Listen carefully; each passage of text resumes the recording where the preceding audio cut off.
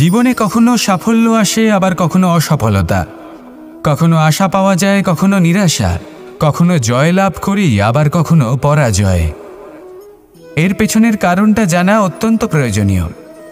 যদি আমি পরাজয়ের কথা বলি, যখনই আমরা পরাজয় লাভ করি আমরা ভাবতে থাকি যে এমন কেন হলো। আমাদের শত্রু কি বেশি শক্তিশালী ছিল, নাকি আমাদের নীতিতে কোনো খামতি ছিল? এই সমস্ত কারণের পেছনে খুব বড় একটা কারণ থাকে, আর সেই কারণ আমাদের অন্তরে সুপ্ত থাকে।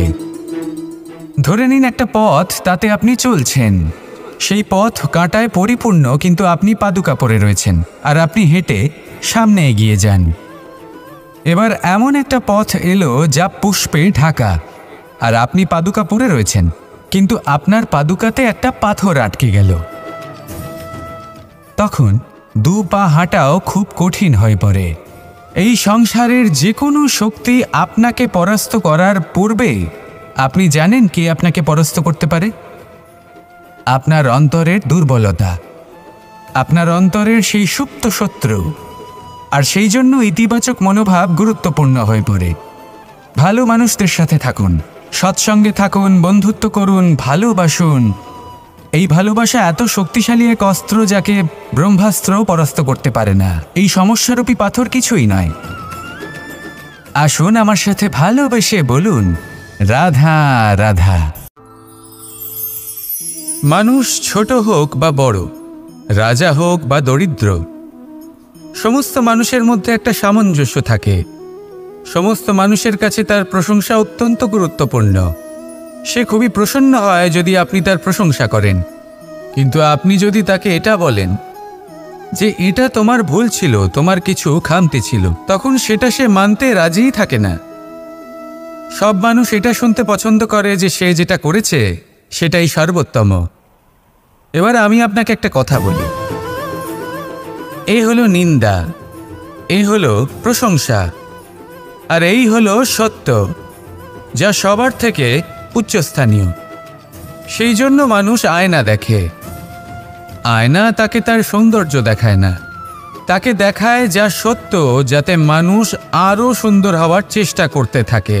তাই আয়না অত্যন্ত গুরুত্বপূর্ণ সত্যকে জানার জন্য। জীবনে নিন্দুকের মাহাত্ম্য প্রশংসকের মাহাত্ম্যের থেকে অনেক বেশি। কেন? কারণ তারা আপনাকে আপনার খামতি দেখায়, আপনার ভুলগুলো বুঝিয়ে দেয়, আপনাকে একটা সুযোগ দেয় নিজেকে শুধরে নিতে, নিজেকে আরও শ্রেষ্ঠ করে তুলতে, যা প্রশংসক করতে পারে না। তাই জীবনে যদি কখনো নিন্দা করা হয়, তাকে ভালোবেসে গ্রহণ করুন, ধন্যাত্মক রূপে গ্রহণ করুন। যদি নিজেকে কোনো শিক্ষা দেওয়া সম্ভব হয় তাহলে অবশ্যই দিন। দেখবেন মন প্রসন্ন হয়ে বলবে, রাধা রাধা। মানুষের দুটো রূপ রয়েছে। এক, আমাদের এই মুখ, যা শুধুই চোখে দেখা যায়, আর দ্বিতীয়, আমাদের এই মন, যা শুধুমাত্র অন্তরাত্মা দ্বারা দেখা যায়। এবার আমাদের এই মুখ, তা ঈশ্বর সকলকেই আগে থেকেই প্রদান করেছেন, কিন্তু এই মন কেমন হবে তা আমাদের জীবনের অনুভূতি এবং আমাদের জীবনের লক্ষ্য এগুলি সুনিশ্চিত করে। অর্থাৎ নেত্র দিয়ে দেখা যায় আমাদের এই মুখ, তা শুধুই এই কারণে প্রয়োজন যাতে সংসার আমাদের দেখতে পায়, আমাদের চিনতে পারে। কিন্তু যদি এই সংসারে আপনি প্রকৃত অর্থে মান সম্মান লাভ করতে চান, তাহলে নিজের অন্তরাত্মাকে আপনাকে বিকশিত করতেই হবে। দেখুন, কথায় আছে এই যে অসুর, তা শারীরিকভাবে উপস্থিত নয়, তা মনের মধ্যে থাকে। যদি এই মন থেকে অসুরকে বের করে দেওয়া যায়, তাহলে শরীরে তা উপস্থিত থাকবেই না। তাই মনকে শুদ্ধ করুন আর আমার সাথে ভালোবেসে বলুন, রাধা রাধা। মানুষ যখনই একে অপরের সামনে নিজেদের হৃদয়ের ভাবনা প্রকাশ করে, তখন এক অত্যন্ত প্রভাবশালী মাধ্যম তারা ব্যবহার করে, যাকে ভাষা বলা হয়। এবার আমি দেখেছি যে একজন মানুষ অনেকগুলো ভাষাতেই নিপুণ। আমি এটাও দেখেছি যে মানুষ অনেকগুলো ভাষায় কথা বলে, কখনো কখনো অনেক ভাষা মিলিত করে তার প্রয়োগ করে, উচিত প্রকারে তাকে ব্যবহার করে না, না সেটাকে সম্মান করে, আর না ভাষাকে শুদ্ধ রাখে। আর এটা হলো অনুচিত। যদি ভাষাকে শুদ্ধ রাখেন তাহলে ভাষা আপনার চরিত্রকে শুদ্ধ রাখবে, তা আপনার একাগ্রতা বাড়িয়ে তুলবে।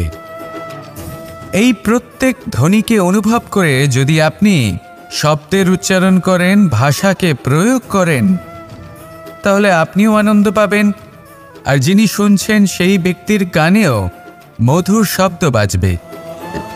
তাই মনে রাখবেন, যে ব্যক্তি ভাষার পবিত্রতাকে সম্মান করে তাকে সংসারও সম্মান করে। ভাষাকে শুদ্ধ এবং পবিত্র রাখুন, তাহলে ভাষা আপনার চরিত্রকেও শুদ্ধ এবং পবিত্র রাখবে। আর এই মন সুপ্রসন্ন হয়ে বলবে, রাধা রাধা। এ হলো রামায়ণের সময়কালের কথা। সেতু নির্মাণ করার কাজ চলছিল। সমস্ত বানর সেনা এই কাজে নিযুক্ত হয়েছিলেন। বড় বড় পাথর তুলে নিয়ে এই বানর সেনা সমুদ্রে ফেলছিলেন। এই কাজ চলছিল। এমন সময় ছোট্ট একটা কাঠবিড়ালি এলো। ছোট ছোট মাটির ডেলা হাতে নিয়ে সাগরের কাছে যাচ্ছিল আর বড় বড় পাথরের পাশে রেখে দিচ্ছিল, যথাসম্ভব সেখানে রেখে আসছিল। সারা দিন ধরে সে এই পরিশ্রম করেই যাচ্ছিল। এবার শ্রীরাম তার এই কাজ দেখতে পেলেন। সেই ছোট্ট কাঠবিড়ালিটিকে নিজের হাতে তুলে নিলেন এবং অত্যন্ত ভালোবেসে তার পিঠে হাত বুলিয়ে দিলেন। কথায় আছে যে কাঠবিড়ালির পিঠে যে দাগ আছে, সেই 3টি দাগ এসেছে শ্রীরামচন্দ্রের 3 আঙুলের থেকে।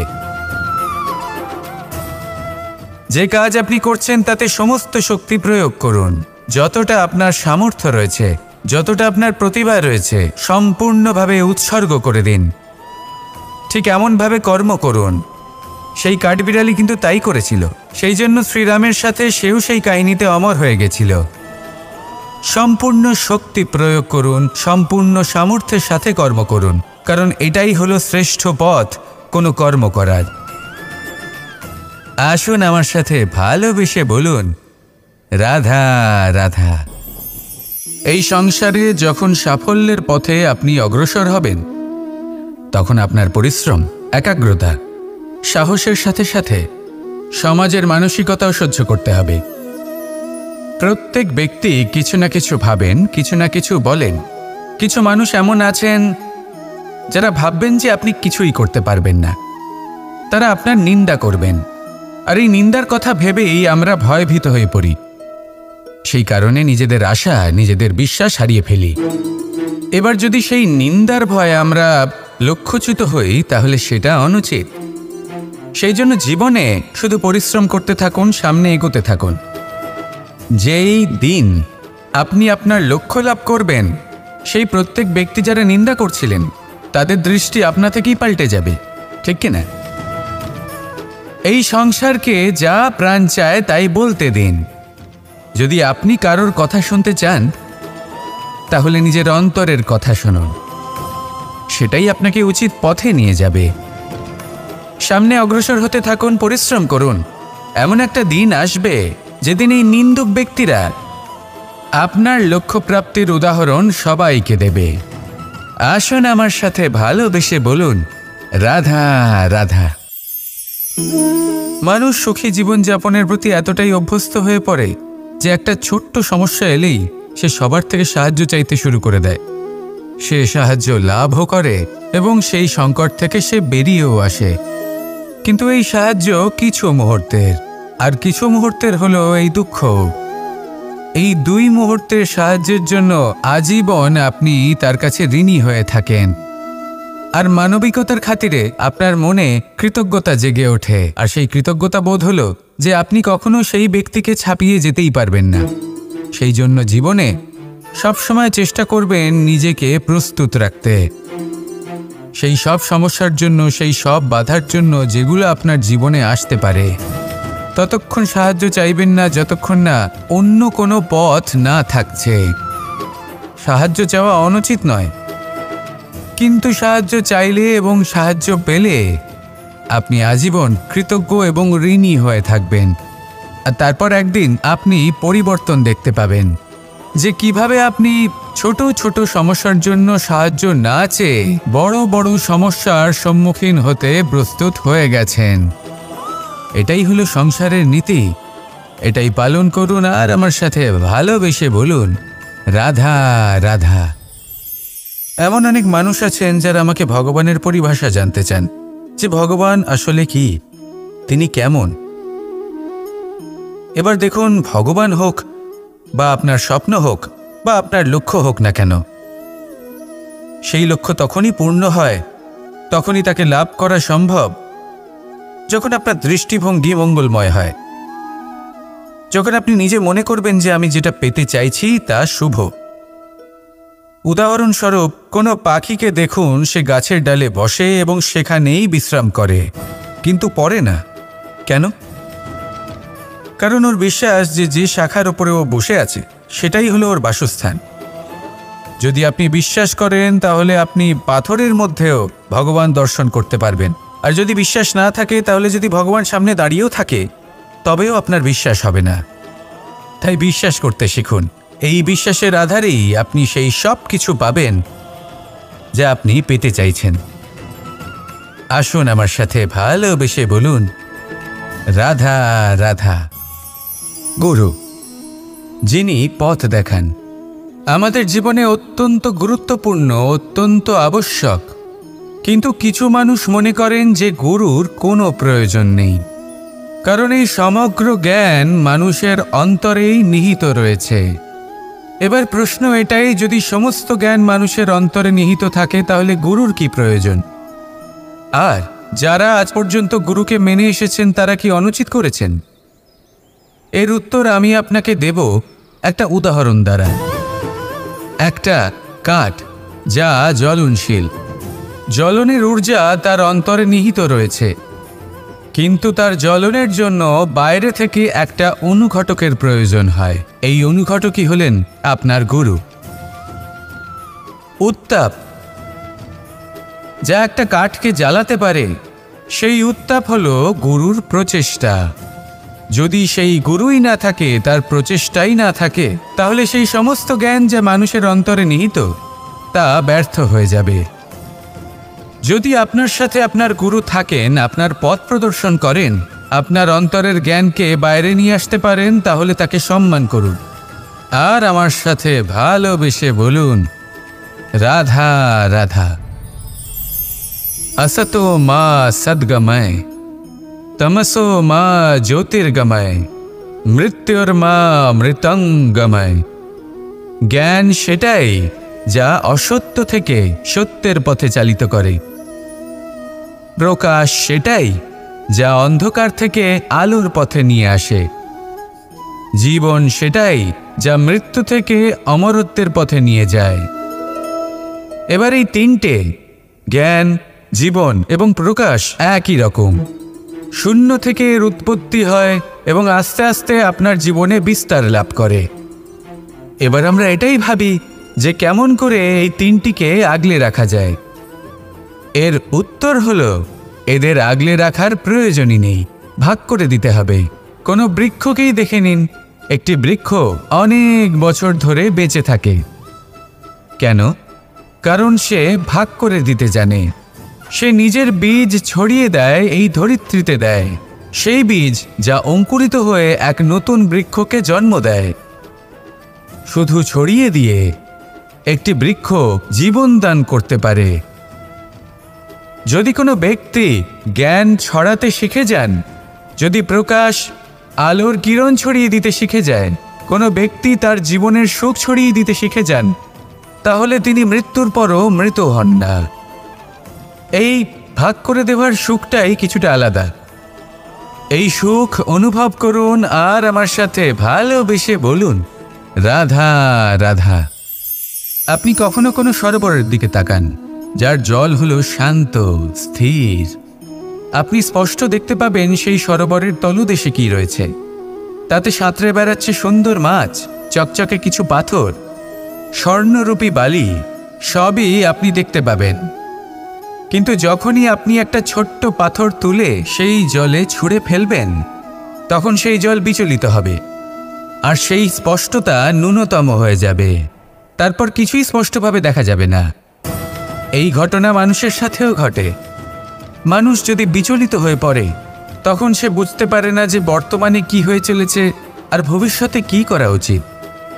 কিন্তু সেই মানুষ যদি শান্ত থাকেন, স্থির থাকেন, ধন্যাত্মক থাকেন, তাহলে নিশ্চিত রূপেই বুঝতে পারবেন যে বর্তমানে কি করতে হবে আর ভবিষ্যতে কি করতে হবে।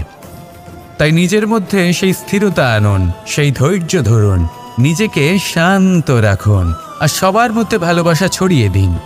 এই মন প্রসন্ন হয়ে বলবে, রাধা রাধা। সম্পর্ক এ হলো এক বন্ধন যা আমাদের এক সূত্রে বেঁধে রাখে। কিন্তু এমন কিছু ব্যক্তি থাকেন যারা এই সম্পর্কের বিষয়ে নিজস্ব একটা ধারণা করে ফেলেন যে সম্পর্ক এরকম হওয়া উচিত, সম্পর্ক সেরকম হওয়া উচিত। আমি এই সম্পর্কের জন্য কত কিছু করেছি এই ব্যাখ্যা করতে থাকেন আর তার বদলে অনেক কিছু প্রত্যাশাও করেন। কিন্তু সত্য হলো এটাই যে সব সম্পর্ক একরকমের হয় না, কিন্তু প্রত্যেক সম্পর্কের একটা বিশেষত্ব থাকে। যেমন চোখ আর নাকের এই সম্পর্ককেই দেখুন। চোখের সব থেকে কাছে কে আছে? নাক আছে। কিন্তু এই চোখ দিয়ে এই নাককে আমরা দেখতেই পাই না। তবে কি ধরে নেব এই সম্পর্কের কোনো মূল্য নেই? এমনও নয়। ঠিক এইভাবেই যদি কোনো ব্যক্তি তার আবেগ আপনার কাছে ব্যক্ত করতে না পারেন বা প্রকট করতে না পারেন বা আপনাকে বোঝাতে না পারেন, তাহলে তার মানে এটা নয় যে তার সাথে আপনার সম্পর্কের তিক্ততা রয়েছে। এমনটা কখনোই নয়। শুধু চোখ আর নাকের এই সম্পর্কের মতোই হলো আমাদের জীবনে আমাদের আপনজনের সাথে সম্পর্ক। যদি কারোর ব্যবহার আপনার প্রতি অনুচিত হয় বা যদি কেউ অনুপস্থিত থেকে থাকে বা কেউ যদি আপনাকে বুঝতে না পারেন, তাহলে তার অর্থ এটা নয় যে আপনি সেই সম্পর্ক ভেঙে ফেলবেন। বুঝুন, আপনার জীবনে তার গুরুত্ব কোথায় আর তার জীবনে আপনার। সম্পর্ক গড়ে তুলুন, তাকে পালন করতে শিখুন, একসাথে মিলে চলুন। এই মন সুপ্রসন্ন হয়ে বলবে, রাধা রাধা। এই সমগ্র সংসারের সবথেকে গুরুত্বপূর্ণ ব্যক্তি কে? স্বয়ং আপনি। নিজের জন্য তো বটেই, তাই না? কারণ যখন আপনি জন্মগ্রহণ করেন, নিজের চোখ খোলেন, এই সংসারে আসেন, তখনই তো এই সংসারকে আপনি দেখতে পান, অনুভব করতে পারেন। এখানকার আবেগ, এখানকার মানুষজন তখন থেকেই অনুভব করেন। যদি আপনি না থাকেন, তাহলে এই সংসারের অস্তিত্ব আপনার কাছে শূন্যের সমান, তাই না? আপনি না থাকলে এই সংসারও আপনার কাছে নেই। এবার সবাই বলবেন যে এ তো সত্যি কথা। সেই অনুযায়ী তো আমার স্বার্থপর হওয়া উচিত, অহংকারী হওয়া উচিত, কারণ আমার কাছে আমিই তো সব কিছু। দৃষ্টিভঙ্গি পাল্টে দেখুন। আপনার কাছে সবথেকে বেশি গুরুত্বপূর্ণ ব্যক্তি কে? আপনি নিজেই। সেই মানুষটি কেমন হওয়া উচিত একটু ভেবে দেখুন। সব সময় সকলকে সাহায্য করুন, একসাথে মিলে পরিশ্রম করুন, সাহায্য করুন অন্যদেরকে। এটা অতি আবশ্যক। এবং তার থেকেও বেশি গুরুত্বপূর্ণ হলো এটাই যে আপনার মনে যেন কখনো এই বিষয়ে ভয় না থাকে যে আমি আমার প্রিয়জনদের, আমার কাছের মানুষগুলিকে হারিয়ে ফেলব। এই ভয় কখনোই মনের মধ্যে থাকা উচিত নয়। যদি ভয় থাকে তাহলে থাকুক এই বিষয়ে যে সকল মানুষ আমার জীবন থেকে, আমার থেকে দূরে চলে যাচ্ছেন, তাদের বাধা দিতে দিতে আমি যেন নিজেকেই না হারিয়ে ফেলি, নিজের অস্তিত্বকেই না হারিয়ে ফেলি, নিজের ব্যক্তিত্বকে, নিজের বিচারধারাকে, নিজের করুণার শক্তি না হারাই। তাহলে এই ভয় ত্যাগ করুন আর আমার সাথে ভালোবেসে বলুন, রাধা রাধা। এই ফল কি তা বলার কোনো প্রয়োজন নেই। এই ফল কতটা সুস্বাদু সেটাও বলার কোনো প্রয়োজন নেই। ধরুন এমন কোনো মানুষ আসলেন যিনি জানেন না এটা কোন ফল। তিনি এটা দেখে ভাববেন এ তো কাঁটার একটা গুচ্ছ মনে হচ্ছে, নিয়ে ফেলে দেবেন। সেখানে দ্বিতীয় কোনো ব্যক্তি যিনি বুঝদার, তিনি দেখবেন, ভাববেন যে প্রকৃতি এর গায়ে এত কাঁটা কেন দিয়েছে? অবশ্যই সুরক্ষার জন্য দিয়েছে, অর্থাৎ ভিতরে অবশ্যই অমূল্য কিছু রয়েছে। সেই ধরনের ব্যক্তি এই ফলের অন্তরে প্রবেশ করেন এবং এই ফলের আনন্দ উপভোগ করেন। এরকমই কিছুটা আমাদের সংসারেও আমরা দেখতে পাই। প্রত্যেক দিন আমরা নতুন নতুন মানুষের সাথে পরিচিত হই। এমন কিছু ব্যক্তি থাকেন যাদের সাথে প্রথম আলাপের পর আমাদের এটা মনে হয় যে এই ব্যক্তিকে দেখে একটু রাগী ব্যক্তি মনে হচ্ছে, বড়ই অহংকারী বোধ হচ্ছে, উদ্ধত মনে হচ্ছে। বেশিরভাগ মানুষ প্রথম আলাপের পরে তাদের সাথে দূরত্ব বজায় রাখবেন, কিন্তু যিনি বুঝদার ব্যক্তি তিনি ভাববেন যে এই ব্যক্তি এমন কেন করছেন। হয়তো সুরক্ষার খাতিরে এই ব্যক্তি নিজেকে এরকম করে তুলেছেন যাতে অন্য কোনো ব্যক্তি এসে ওনার সময় নষ্ট না করেন, ওনার আবেগের সাথে ছলনা না করেন, খেলা না করেন। হয়তো অতীতে এমন কোনো ঘটনা ঘটেছে যার জন্য এই ব্যক্তি কিছুটা এরকম হয়ে গেছেন। এমনই একজন ব্যক্তি সেই ব্যক্তির মনের গভীর পর্যন্ত পৌঁছতে পারেন আর সেখান থেকে শুভ গুণগুলিকে বাইরে বের করে আনতে পারেন। এরকমই ব্যক্তি হয়ে উঠুন, এমন বুঝদার ব্যক্তি হয়ে উঠুন যিনি সামনের ব্যক্তির খারাপ গুণগুলিকে অবহেলা করে হৃদয়ের অন্তঃস্থল থেকে শুভ গুণগুলিকে প্রকাশিত করে এবং সেই ব্যক্তিকে দেখাতে পারে। এমন ব্যক্তি হয়ে উঠুন যিনি নিজের জীবনকেও সফল করে তোলেন এবং অন্যের জীবনকেও। আসুন আমার সাথে ভালোবেসে বলুন, রাধা রাধা। আমি জীবনে অনেক ভালো মানুষের সংস্পর্শে এসেছি।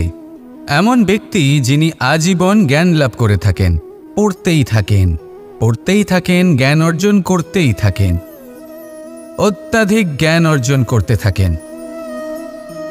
কিন্তু এইটুকুই কি যথেষ্ট? ধরে নিন কোনো ব্যক্তি শিল্পকলার বিষয়ে অনেক বই পড়ে ফেলেছেন, কিন্তু কখনো শিল্পকর্মই করেননি। তাহলে সেই জ্ঞানের কি লাভ? কোনো লাভ নেই। এবার এটাই আমাদের জীবনে শেখা প্রয়োজন। আমরা জ্ঞান অর্জন করি কিন্তু তা যাপন করি না, তা কর্মজীবনে প্রয়োগ করি না। তাহলে এতে কি লাভ হবে?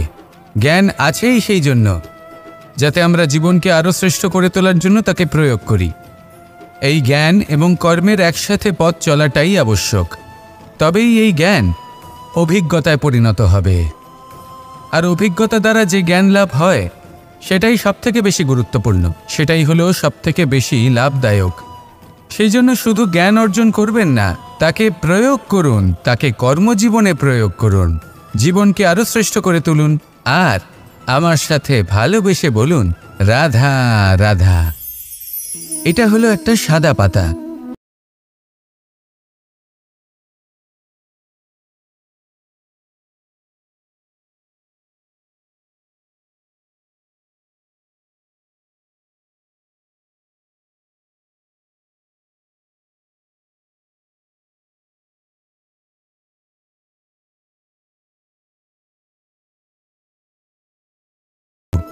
এই পত্র সেটাই হয়ে উঠবে। সেই রকমই হলো আমাদের জীবন। আমরা যেমন কর্ম আমরা করব, আমাদের অস্তিত্ব এবং ব্যক্তিত্ব ঠিক তেমনই হয়ে উঠবে। যদি আপনি একটা অসাধারণ, উজ্জ্বল এবং সম্মানজনক জীবনযাপন করতে চান, তাহলে তার একটা রহস্য আপনাকে বলি। যেমন কথন হবে, কর্ম তেমন হবে। অর্থাৎ যতটুকু বলেছেন ততটুকুই করুন, আর যতটুকু করেছেন ততটুকুই বলুন। এই একটা নিয়ম যদি আপনারা পালন করেন, তাহলে এই সংসারের সমস্ত পণ্ডিত আপনাকে অবশ্যই সম্মান করবেন। তাহলে এটাই করুন আর আমার সাথে ভালোবেসে বলুন, রাধা।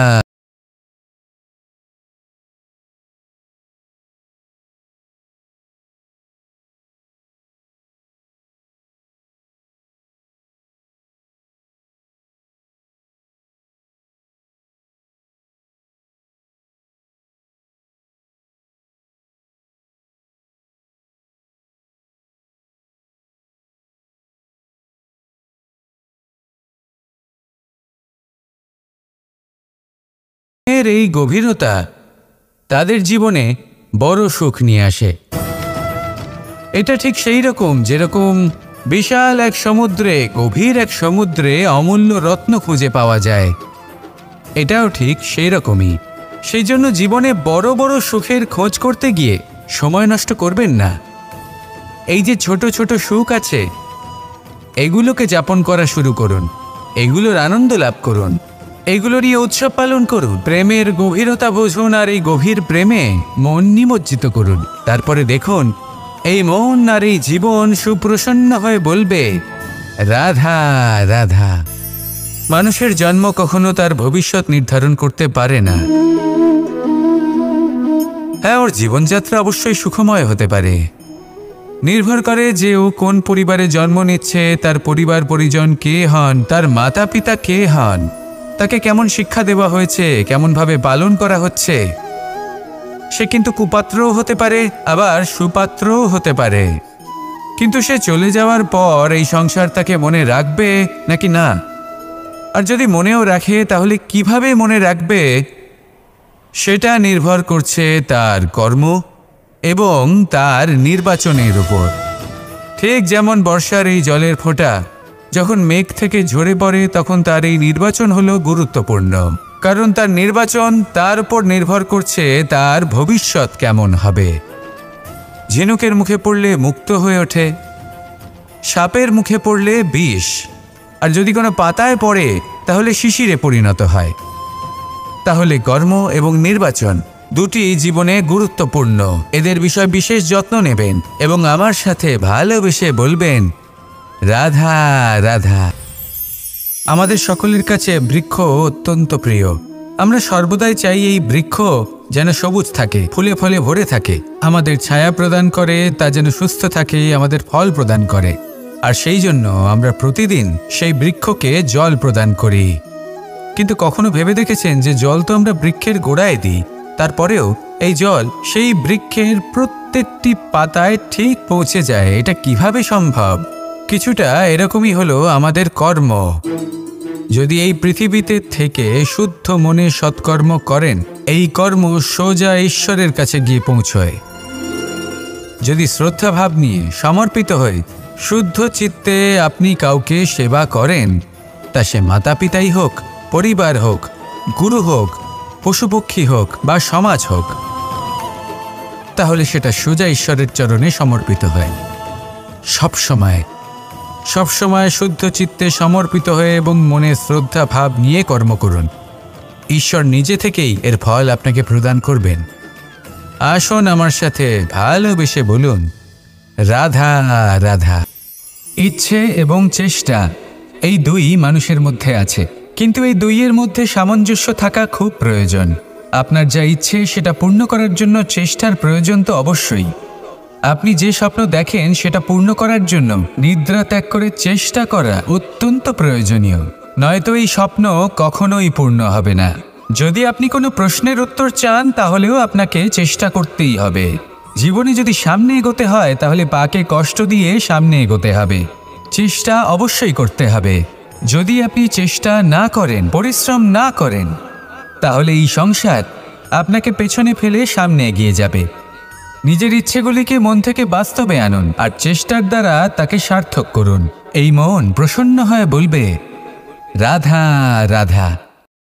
জীবনে কখনো সাফল্য আসে, আবার কখনো অসফলতা, কখনো আশা পাওয়া যায়, কখনো নিরাশা, কখনো জয় লাভ করি, আবার কখনো পরাজয়। এর পেছনের কারণটা জানা অত্যন্ত প্রয়োজনীয়। যদি আমি পরাজয়ের কথা বলি, যখনই আমরা পরাজয় লাভ করি আমরা ভাবতে থাকি যে এমন কেন হলো?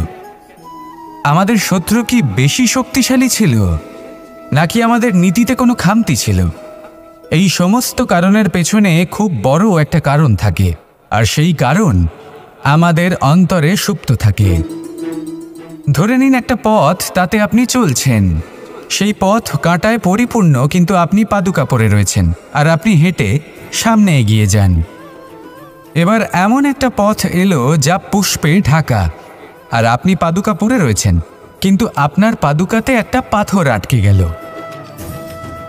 তখন দু পা হাঁটাও খুব কঠিন হয়ে পড়ে। এই সংসারের যে কোনো শক্তি আপনাকে পরাস্ত করার পূর্বে আপনি জানেন কে আপনাকে পরাস্ত করতে পারে?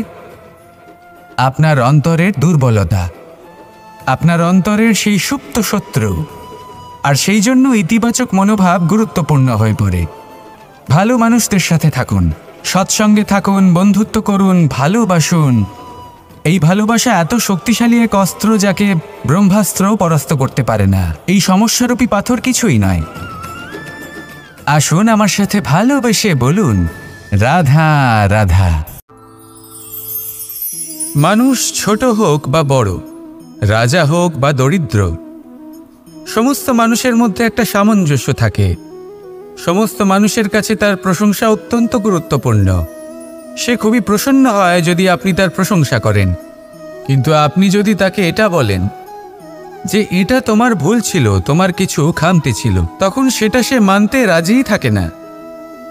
সব মানুষ এটা শুনতে পছন্দ করে যে সে যেটা করেছে সেটাই সর্বোত্তম। এবার আমি আপনাকে একটা কথা বলি, এই হলো নিন্দা, এই হলো প্রশংসা, আর এই হলো সত্য, যা সবার থেকে উচ্চস্থানীয়। সেই জন্য মানুষ আয়না দেখে। আয়না তাকে তার সৌন্দর্য দেখায় না, তাকে দেখায় যা সত্য, যাতে মানুষ আরও সুন্দর হওয়ার চেষ্টা করতে থাকে। তাই আয়না অত্যন্ত গুরুত্বপূর্ণ সত্যকে জানার জন্য। জীবনে নিন্দুকের মাহাত্ম্য প্রশংসকের মাহাত্ম্যের থেকে অনেক বেশি। কেন? কারণ তারা আপনাকে আপনার খামতি দেখায়, আপনার ভুলগুলো বুঝিয়ে দেয়, আপনাকে একটা সুযোগ দেয় নিজেকে শুধরে নিতে, নিজেকে আরও শ্রেষ্ঠ করে তুলতে, যা প্রশংসক করতে পারে না। তাই জীবনে যদি কখনো নিন্দা করা হয়, তাকে ভালোবেসে গ্রহণ করুন, ধন্যাত্মক রূপে গ্রহণ করুন। যদি নিজেকে কোনো শিক্ষা দেওয়া সম্ভব হয় তাহলে অবশ্যই দিন। দেখবেন মন প্রসন্ন হয়ে বলবে, রাধা রাধা। মানুষের দুটো রূপ রয়েছে, এক আমাদের এই মুখ, যা শুধুই চোখে দেখা যায়, আর দ্বিতীয় আমাদের এই মন, যা শুধুমাত্র অন্তরাত্মা দ্বারা দেখা যায়। এবার আমাদের এই মুখ, তা ঈশ্বর সকলকেই আগে থেকেই প্রদান করেছেন, কিন্তু এই মন কেমন হবে তা আমাদের জীবনের অনুভূতি এবং আমাদের জীবনের লক্ষ্য এগুলি সুনিশ্চিত করে। অর্থাৎ নেত্র দিয়ে দেখা যায় আমাদের এই মুখ, তা শুধুই এই কারণে প্রয়োজন যাতে সংসার আমাদের দেখতে পায়, আমাদের চিনতে পারে। কিন্তু যদি এই সংসারে আপনি প্রকৃত অর্থে মান সম্মান লাভ করতে চান, তাহলে নিজের অন্তরাত্মাকে আপনাকে বিকশিত করতেই হবে। দেখুন, কথায় আছে এই যে অসুর, তা শারীরিকভাবে উপস্থিত নয়, তা মনের মধ্যে থাকে। যদি এই মন থেকে অসুরকে বের করে দেওয়া যায়, তাহলে শরীরে তা উপস্থিত থাকবেই না। তাই মনকে শুদ্ধ করুন আর আমার সাথে ভালোবেসে বলুন, রাধা রাধা। মানুষ যখনই একে অপরের সামনে নিজেদের হৃদয়ের ভাবনা প্রকাশ করে, তখন এক অত্যন্ত প্রভাবশালী মাধ্যম তারা ব্যবহার করে, যাকে ভাষা বলা হয়। এবার আমি দেখেছি যে একজন মানুষ অনেকগুলো ভাষাতেই নিপুণ। আমি এটাও দেখেছি যে মানুষ অনেকগুলো ভাষায় কথা বলে, কখনো কখনো অনেক ভাষা মিলিত করে তার প্রয়োগ করে, উচিত প্রকারে তাকে ব্যবহার করে না, না সেটাকে সম্মান করে, আর না ভাষাকে শুদ্ধ রাখে। আর এটা হলো অনুচিত। যদি ভাষাকে শুদ্ধ রাখেন, তাহলে ভাষা আপনার চরিত্রকে শুদ্ধ রাখবে, তা আপনার একাগ্রতা বাড়িয়ে তুলবে। এই প্রত্যেক ধ্বনিকে অনুভব করে যদি আপনি শব্দের উচ্চারণ করেন, ভাষাকে প্রয়োগ করেন, তাহলে আপনিও আনন্দ পাবেন, আর যিনি শুনছেন সেই ব্যক্তির কানেও মধুর শব্দ বাজবে। তাই মনে রাখবেন, যে ব্যক্তি ভাষার পবিত্রতাকে সম্মান করে, তাকে সংসারও সম্মান করে। ভাষাকে শুদ্ধ এবং পবিত্র রাখুন, তাহলে ভাষা আপনার চরিত্রকেও শুদ্ধ এবং পবিত্র রাখবে। আর এই মন সুপ্রসন্ন হয়ে বলবে, রাধা রাধা। এ হলো রামায়ণের সময়কালের কথা। সেতু নির্মাণ করার কাজ চলছিল। সমস্ত বানর সেনা এই কাজে নিযুক্ত হয়েছিলেন। বড় বড় পাথর তুলে নিয়ে এই বানর সেনা সমুদ্রে ফেলছিলেন। এই কাজ চলছিল। এমন সময় ছোট্ট একটা কাঠবিড়ালি এলো। ছোট ছোট মাটির ডেলা হাতে নিয়ে সাগরের কাছে যাচ্ছিল আর বড় বড় পাথরের পাশে রেখে দিচ্ছিল, যথাসম্ভব সেখানে রেখে আসছিল। সারা দিন ধরে সে এই পরিশ্রম করেই যাচ্ছিল। এবার শ্রীরাম তার এই কাজ দেখতে পেলেন। সেই ছোট্ট কাঠবিড়ালিটিকে নিজের হাতে তুলে নিলেন এবং অত্যন্ত ভালোবেসে তার পিঠে হাত বুলিয়ে দিলেন। কথায় আছে যে কাঠবিড়ালির পিঠে যে দাগ আছে সেই 3টি দাগ এসেছে শ্রীরামচন্দ্রের 3 আঙুলের থেকে। যে কাজ আপনি করছেন তাতে সমস্ত শক্তি প্রয়োগ করুন, যতটা আপনার সামর্থ্য রয়েছে, যতটা আপনার প্রতিভা রয়েছে, সম্পূর্ণভাবে উৎসর্গ করে দিন। ঠিক এমনভাবে কর্ম করুন। সেই কাঠবিড়ালি কিন্তু তাই করেছিল। সেই জন্য শ্রীরামের সাথে সেও সেই কাহিনীতে অমর হয়ে গেছিল। সম্পূর্ণ শক্তি প্রয়োগ করুন, সম্পূর্ণ সামর্থ্যের সাথে কর্ম করুন, কারণ এটাই হলো শ্রেষ্ঠ পথ কোনো কর্ম করার। আসুন আমার সাথে ভালোবেসে বলুন, রাধা রাধা। এই সংসারে যখন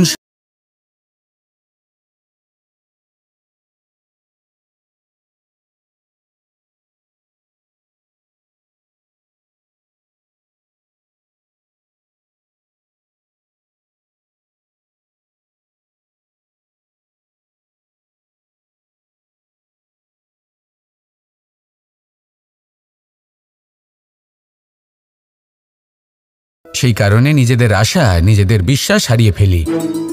এবার যদি সেই নিন্দার ভয়ে আমরা লক্ষ্যচ্যুত হই তাহলে সেটা অনুচিত। সেই জন্য জীবনে শুধু পরিশ্রম করতে থাকুন, সামনে এগোতে থাকুন। যেই দিন আপনি আপনার লক্ষ্য লাভ করবেন, সেই প্রত্যেক ব্যক্তি যারা নিন্দা করছিলেন তাদের দৃষ্টি আপনা থেকেই পাল্টে যাবে, ঠিক কিনা? এই সংসারকে যা প্রাণ চায় তাই বলতে দিন। যদি আপনি কারোর কথা শুনতে চান তাহলে নিজের অন্তরের কথা শুনুন, সেটাই আপনাকে উচিত পথে নিয়ে যাবে। সামনে অগ্রসর হতে থাকুন, পরিশ্রম করুন। এমন একটা দিন আসবে যেদিন এই নিন্দুক ব্যক্তিরা আপনার লক্ষ্যপ্রাপ্তির উদাহরণ সবাইকে দেবে। আসুন আমার সাথে ভালোবেসে বলুন, রাধা রাধা। মানুষ সুখী জীবনযাপনের প্রতি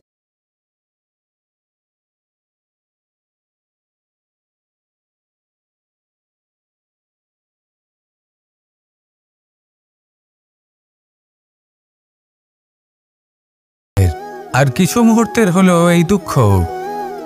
এই 2 মুহূর্তের সাহায্যের জন্য আজীবন আপনি তার কাছে ঋণী হয়ে থাকেন। আর মানবিকতার খাতিরে আপনার মনে কৃতজ্ঞতা জেগে ওঠে। আর সেই কৃতজ্ঞতা বোধ হলো যে আপনি কখনো সেই ব্যক্তিকে ছাপিয়ে যেতেই পারবেন না। সেই জন্য জীবনে সবসময় চেষ্টা করবেন নিজেকে প্রস্তুত রাখতে সেই সব সমস্যার জন্য, সেই সব বাধার জন্য যেগুলো আপনার জীবনে আসতে পারে। ততক্ষণ সাহায্য চাইবেন না যতক্ষণ না অন্য কোনো পথ না থাকছে। সাহায্য চাওয়া অনুচিত নয়, কিন্তু সাহায্য চাইলে এবং সাহায্য পেলে আপনি আজীবন কৃতজ্ঞ এবং ঋণী হয়ে থাকবেন। আর তারপর একদিন আপনি পরিবর্তন দেখতে পাবেন যে কিভাবে আপনি ছোট ছোট সমস্যার জন্য সাহায্য না চেয়ে বড় বড় সমস্যার সম্মুখীন হতে প্রস্তুত হয়ে গেছেন। এটাই হলো সংসারের নীতি। এটাই পালন করুন আর আমার সাথে ভালোবেসে বলুন, রাধা রাধা। এমন অনেক মানুষ আছেন যারা আমাকে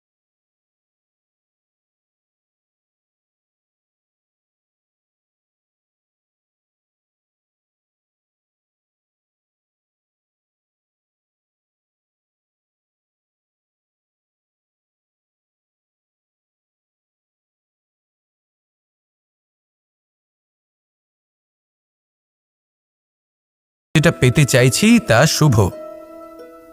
উদাহরণস্বরূপ কোনো পাখিকে দেখুন, সে গাছের ডালে বসে এবং সেখানেই বিশ্রাম করে, কিন্তু পড়ে না। কেন? কারণ ওর বিশ্বাস যে যে শাখার ওপরে ও বসে আছে সেটাই হলো ওর বাসস্থান। যদি আপনি বিশ্বাস করেন তাহলে আপনি পাথরের মধ্যেও ভগবান দর্শন করতে পারবেন। আর যদি বিশ্বাস না থাকে তাহলে যদি ভগবান সামনে দাঁড়িয়েও থাকে তবেও আপনার বিশ্বাস হবে না। তাই বিশ্বাস করতে শিখুন। এই বিশ্বাসের আধারেই আপনি সেই সব কিছু পাবেন যা আপনি পেতে চাইছেন। আসুন আমার সাথে ভালোবেসে বলুন